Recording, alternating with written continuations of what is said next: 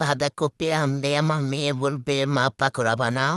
তাই কি করার, মেয়ের আবদার রাখার জন্য চটপট 4টা ডিম দিয়ে সব কিছু গুছিয়ে নিয়ে পাকোড়া বানিয়ে নিয়েছি। পাকোড়াটা খুবই মজার ছিল, একদমই মুসমুসে হয়েছে।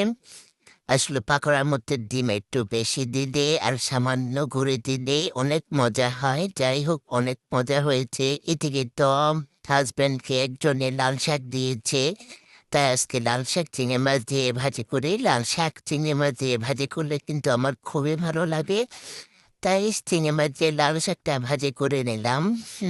এই তো আজ এ পর্যন্ত। সবাই অনেক ভালো থাকবে। হ্যালো এভরিওয়ান, আসসালামু আলাইকুম। সবাই কেমন আছেন? আশা করি সবাই অনেক বেশি ভালো আছেন। আজকের মিনি ব্লগে আপনাদের সবাইকে স্বাগতম।